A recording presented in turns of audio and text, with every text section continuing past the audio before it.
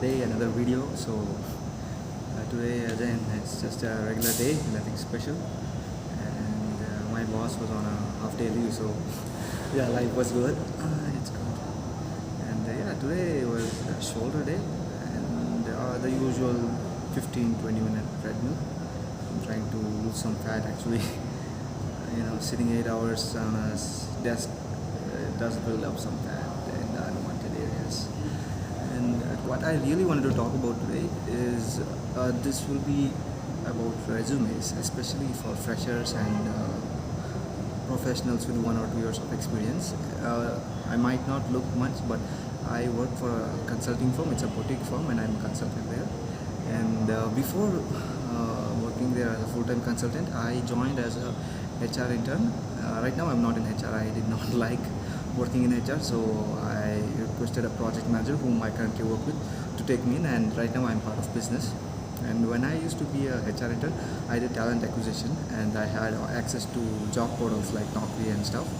And so the one thing that I really noticed, especially with freshers and young professionals, are that they don't know how to build a proper resume. Okay, I'm really sorry about the background noise. There's a fruit shack right next, and people are talking and stuff. Juice, I don't know if you can hear a juicer, but he's making a smoothie or something. So yeah, about the resumes. So they don't really know how to build a resume. So what people usually follow is the standard format. Like this is your resume. There's a column, and then there's all the details that you fill. So in this column you fill your phone number, languages, blah blah blah, and that is one of the worst formats that you can follow. You're literally losing important real estate. Like already you have a A4 sized sheet where you have to fill all the roles and responsibilities, your details and stuff, and you're like losing 25% of the real estate. So if you ask me, you should just follow the drop down format where like just name your details like phone number, location, LinkedIn, email ID obviously, and then education qualification or professional qualification. Education if you're a fresher, professional summary if you're professional with experience in whatever field you are in, and then roles and responsibilities, maybe tools and technologies, certifications, and then if you still have some space, just use languages known or something. And yeah, the other thing that I have seen is bad grammar, especially 2025. You got ChatGPT and everything, but people are still using like some weird words, I guess, like hard worker, honest worker.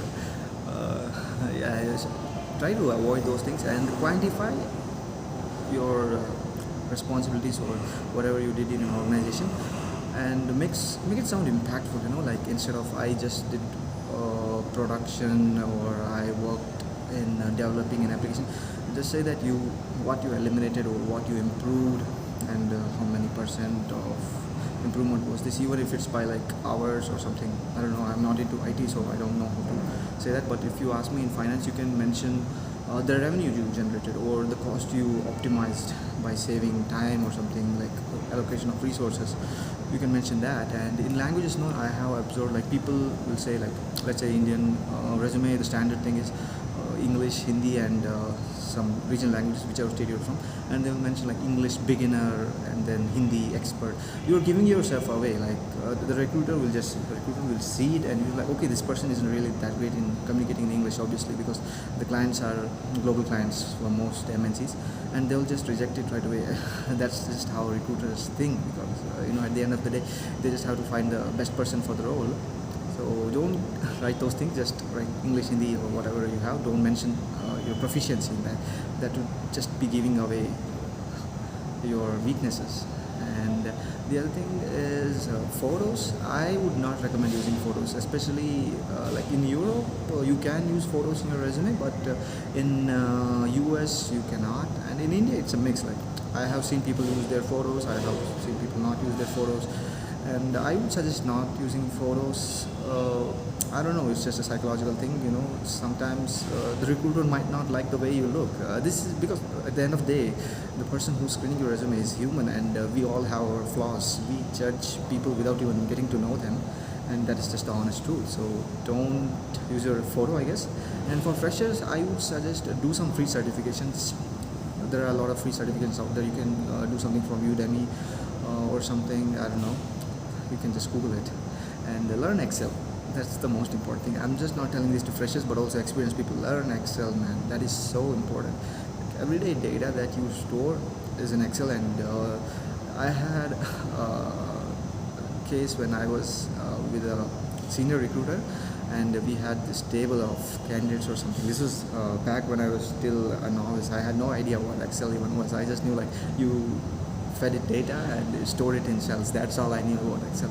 And there was an MD, and he was like, pull up this data or drop a filter. I'm like, what's a filter? I'm searching everywhere. And he was like laughing, you don't know what a filter is.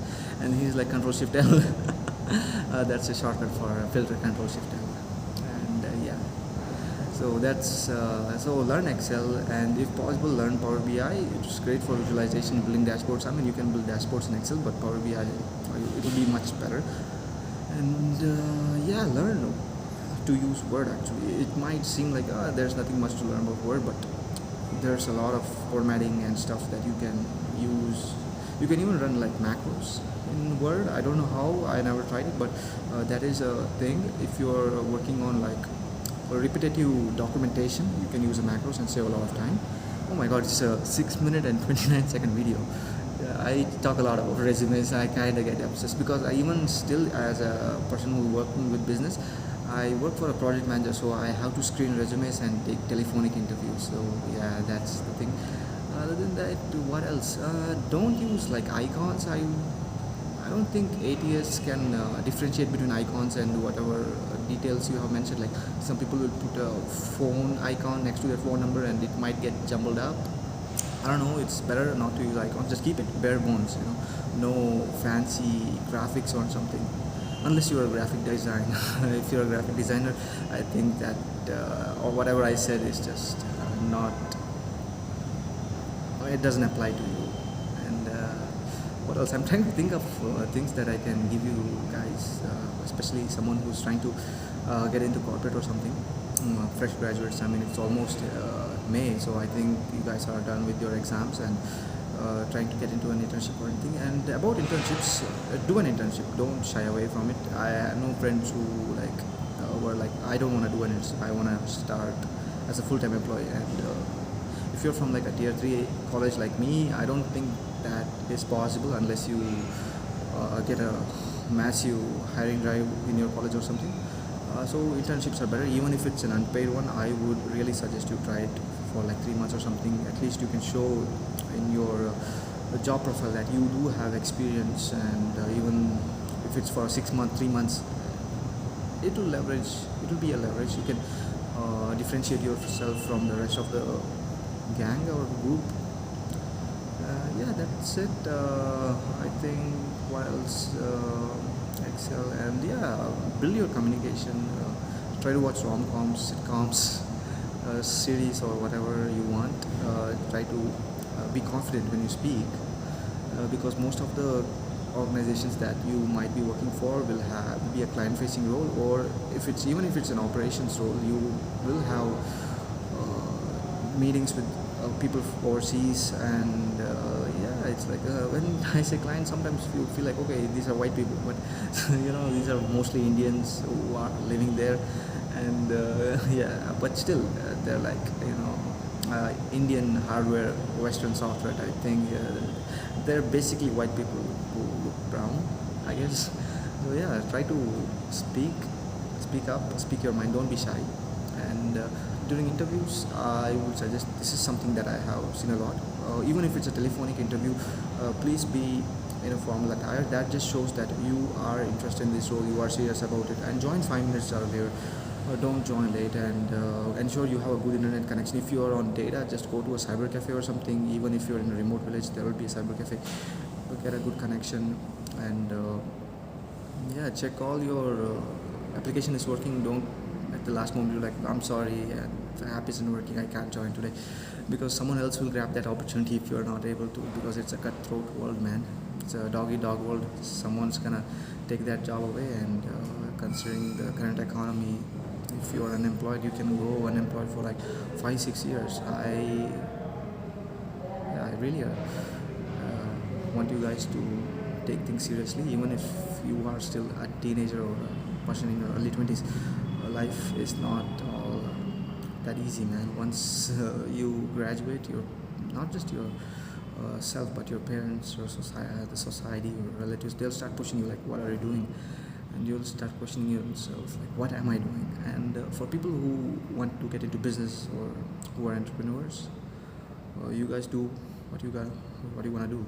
Even I don't want to work in corporate. Okay, whoever is watching this, I do want to work in corporate. I love my job. But I don't think I can push for like 10 years in corporate. I just want to retire as soon as possible. But yeah, it's not gonna happen. I'm just gonna work till I guess. Yeah, thank you, bye bye.